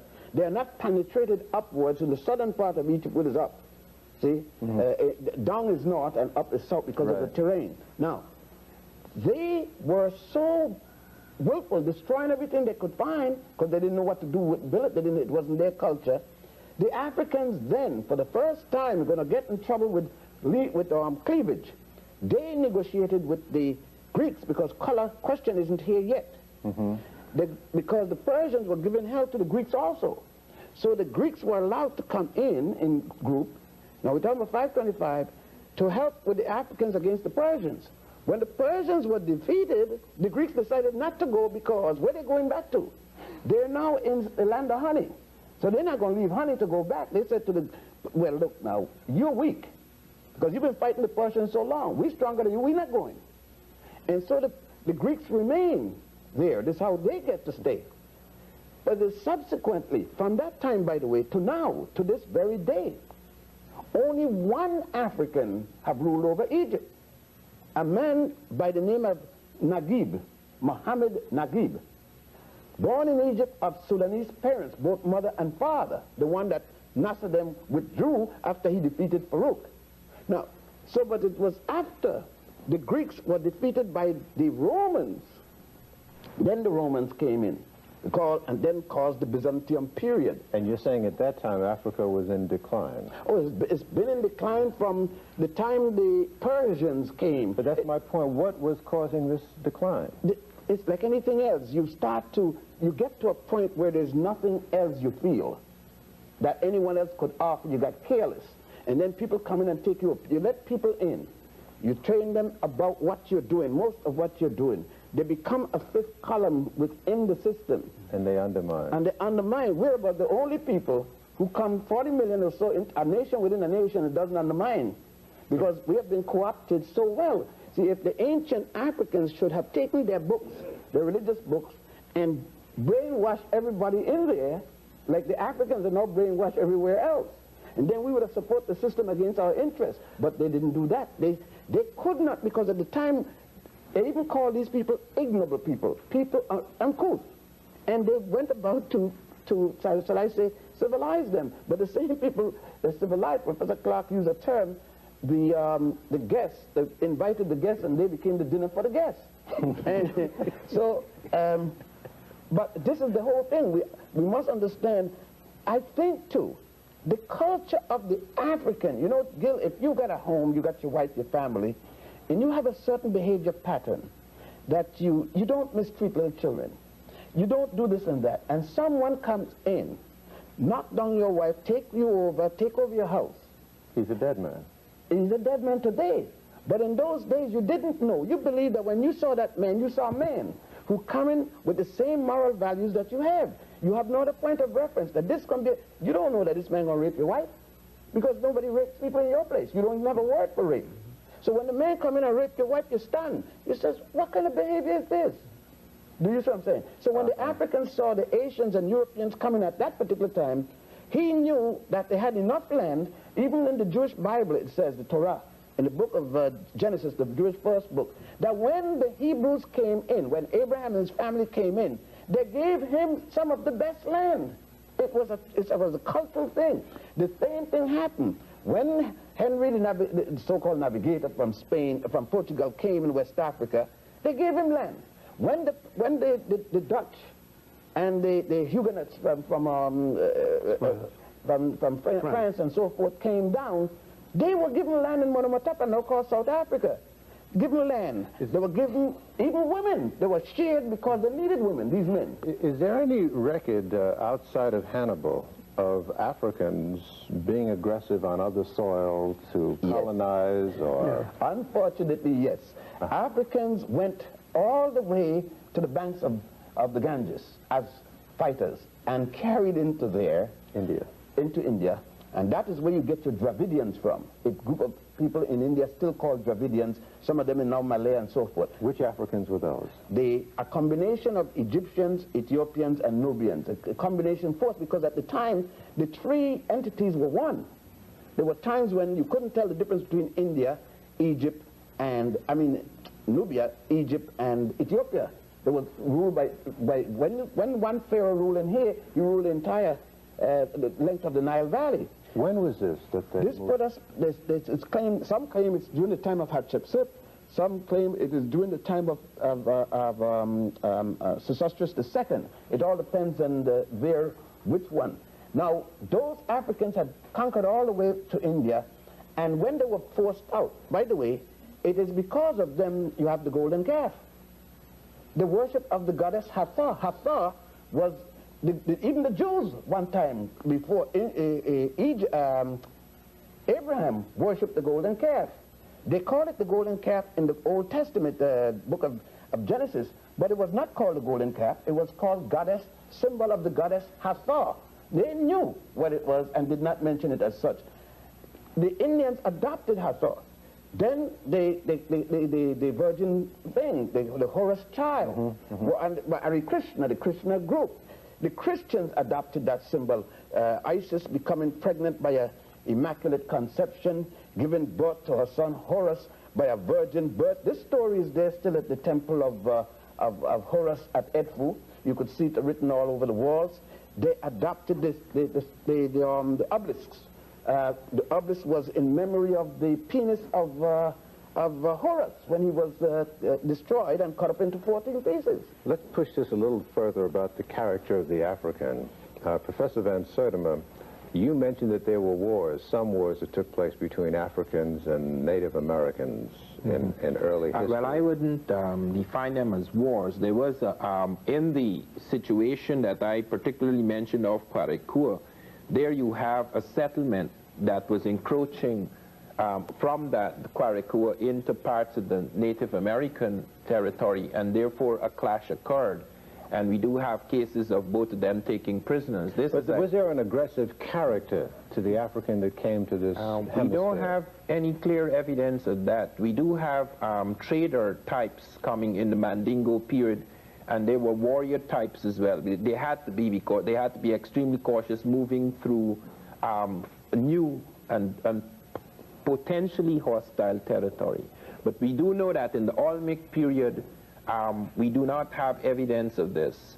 And I want to return to that period because lots of people are not aware of the enormity of the evidence. One of the things that startles me is that nobody has mentioned the terracottas, the clay sculptures of Africans. I have been twice recently to Mexico and looked. There are literally hundreds of these with African, not just the African features, but beards, textures of hair. You could see the evocation of the texture of hair, which is quite distinct from the Asiatic type coming across the Bering Straits to early America.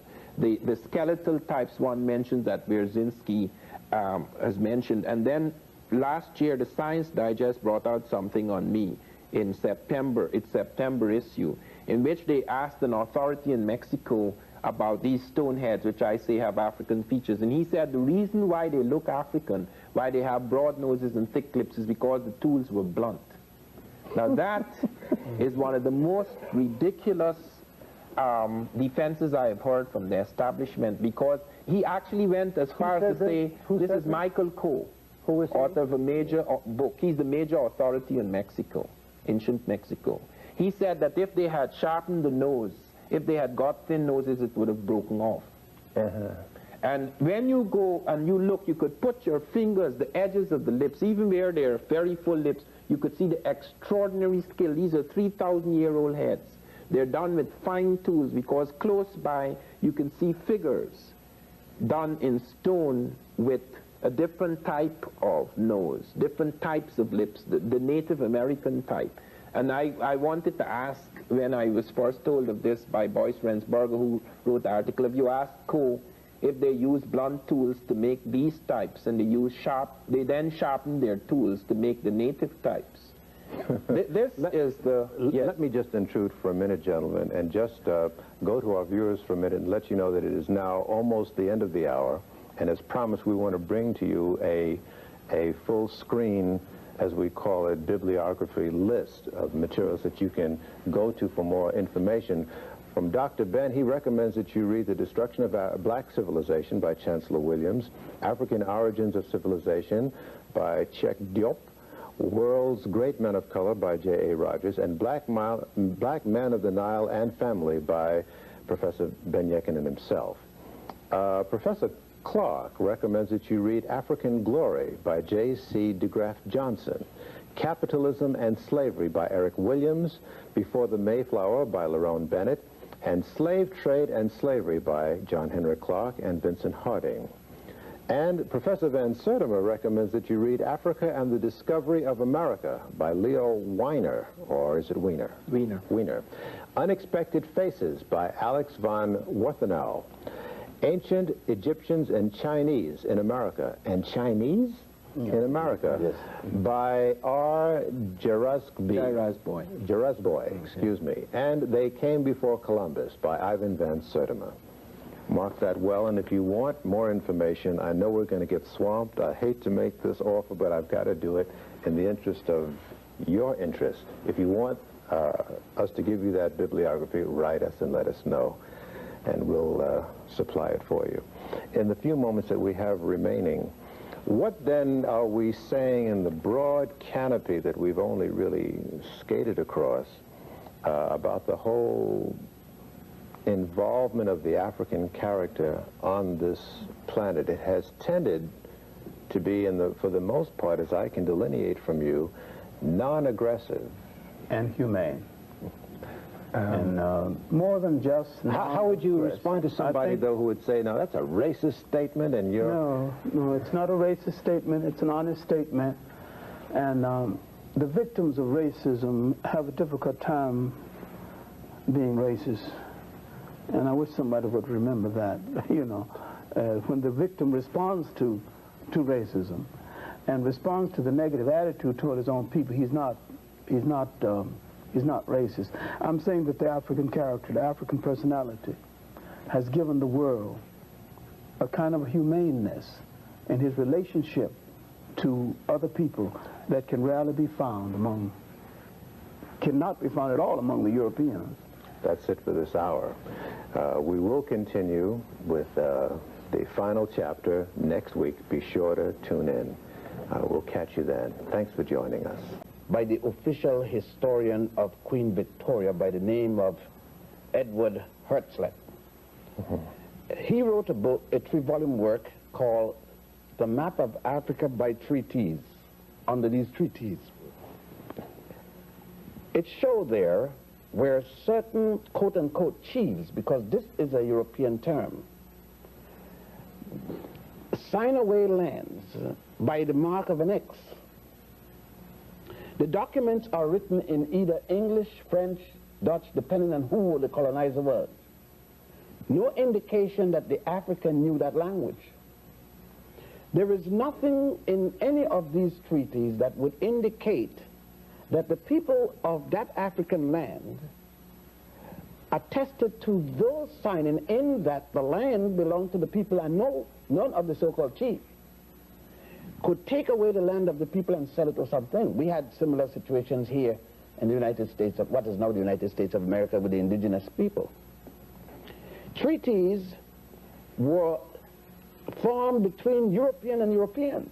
The worst of such treaties was the one that gave away the entire portion of what was then called the Congo, later called Congo Free State, to Leopold of Belgium, with the approval of the United States of America, Great Britain, and the other 12 colonial powers of Europe.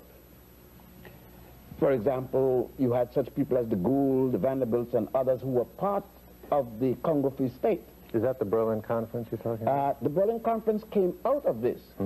After this behavior, that they were given this, and at the time when the Europeans were grabbing the lands in Africa, starting in 1830, when France invaded Ceuta, the northern part of Africa there, that tip that closest to the Gibraltar, Germany was in a war with France fighting for Alsace-Lorraine.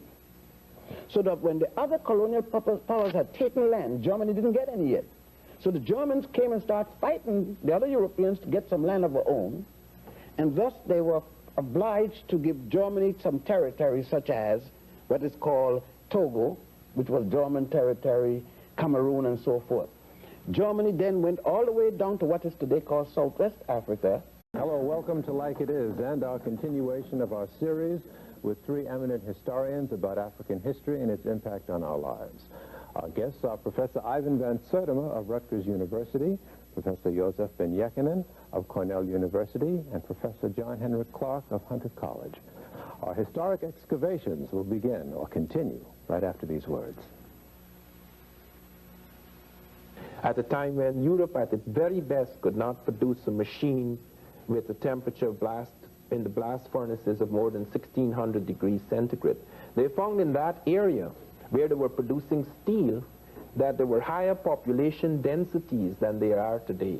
Tanzania, in fact, supported comfortably certain population densities which it cannot support today. One of the things that we do not seem to understand is that colonialism in some places actually destroyed African soil. Machines were introduced that were totally inappropriate to that world and that destroyed possibilities. In Tanzania, for example, you find 4.5 million heads of cattle in the interior of Tanzania. Within a matter of a century after colonialism, all that cattle disappeared, and things were introduced that were not in Tanzania at the time, or did not take on epidemic proportions. Rinder pest, smallpox, jigger fleas, all these things were introduced under the colonial period. It is usually assumed that these diseases just took over as a result of the backwardness of Africans.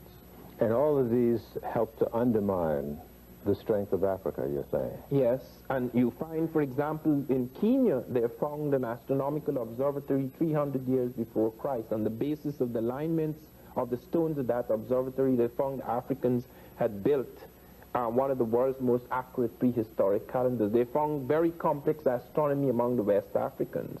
In the last program, for example, Professor Ben had been pointing out reasons for the decline and fall of the Egyptian civilization. One of the things that must be noted is that after that fall, Africa rose again in other places. That Mali Empire, for example, in the 13th and 14th centuries was quite extraordinary.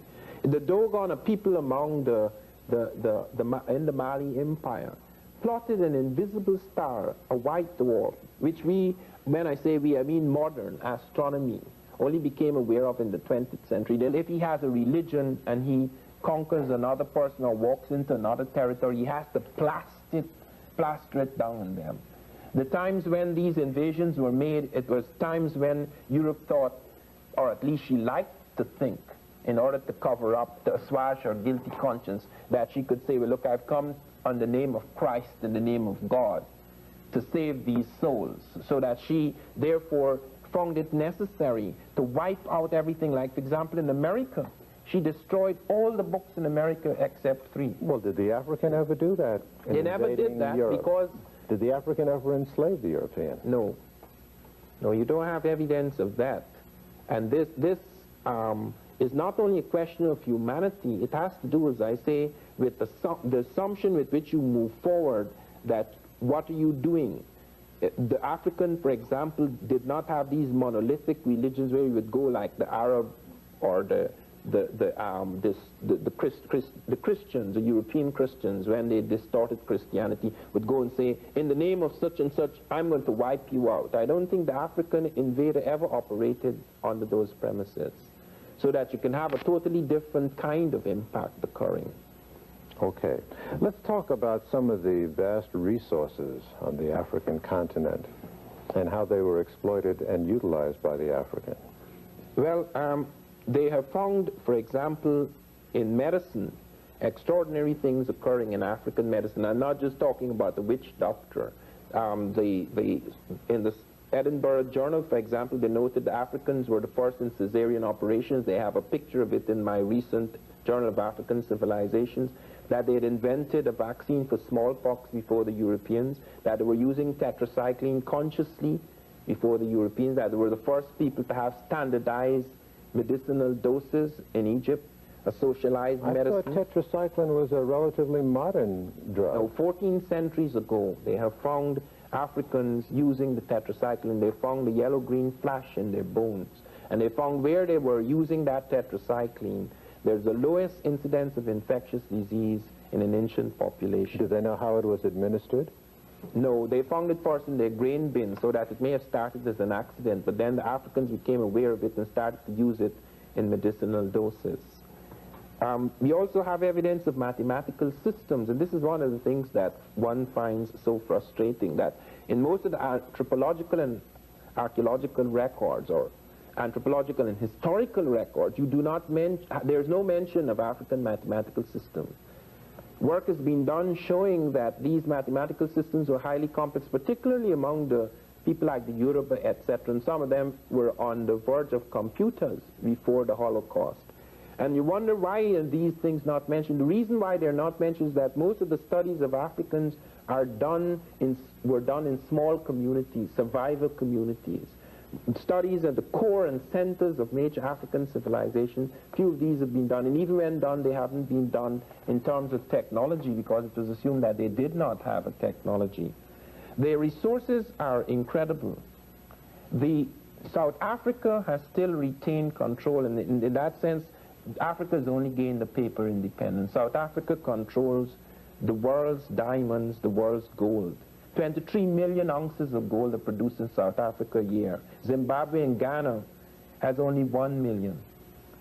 The diamonds among the South Africans, they are the leading diamond producers in the world. Manganese, it's incredible. They have 5 million tons of manganese against 2 million in any other African, in Gabon, African. Perhaps therein lies the reason why the West is so in support of the racist regime that controls South Africa today. Yes, there is a tremendous reappraisal recently done in the Reagan administration as to whether they stand to profit by having this kind of relationship. And very often, when resources are found, like Gabon, they found it has 1 billion tons of fine iron ore. United Nations sat as whether it should allow the Gabonese to have money to build a railroad to the sea, 400 miles to the sea, to exploit this. They abandoned that. The people in Gabon, although they are only 1 million, are slowly building that railway. It will be finished about the year 2000. Thank you, Professor Van Sertima. Like it is, we'll continue with Professor Ben right after this. In the process of the colonization of Africa, there were a number of treaties and agreements and whatnot that were drawn. Maybe we can sort of cover those in an overview. I think that if we examine the major source of these treaties, we will go to a 3-volume work. Not only plotted its orbit and trajectory up to 1990, we have found that our best machines produce the same chart that they produced several centuries ago. Where's the evidence that they did plot this invisible star? Well, Griot and Deitel, 2 anthropologists, studied the Dogon and found after 16 years what an extraordinary knowledge they had of our, not only of our planet, but of star systems and our galaxy. They pointed out, for example, that this star which they plotted, and I have looked through a powerful telescope, I could not see it, even with that powerful telescope, because even with our best telescopes, it is only visible at certain times. They know. So mathematics must also the mathematics is involved as well as telescopes. The Russians discovered in ancient Africa finely ground spherical crystal lenses. In the excavations they found this, and they have indicated. Where this was found in Egypt. This was found on the NASA's time, and they have indicated that the Africans were capable of making telescopes. The Dogon kept up a caravan trade with Egypt even after its decline, and could have got this knowledge and refined in it afterwards. So what we have is a story of an African people that had developed a high technology, but their humanity was such that No, I don't think it's a question of humanity. I do not believe in theories of people being more human than others. I do believe, however, and the evidence bears us out, that whereas the Africans had the opportunities to destroy European civilizations whenever they invaded Europe, whether it was under the Grimaldis before the emergence of Cro-Magnon man, whether it was under the Moors, when with other peoples they were in Egypt, they were in Europe, whether it was under Hannibal, when even Taharqa made an excursion into a part of Europe, they found them in Spain, the European profited in all the circumstances. Never was his civilization shattered. Whereas when the Europeans invaded, they wiped out cultures. And that is a very odd thing. That speaks not of humanity, It speaks of very extraordinary circumstances. How this can be translated in terms of whether you have different kinds of human beings or different type of human consciousness or different human character, perhaps in terms of the social character of the African. You see, the African never believed that, for example,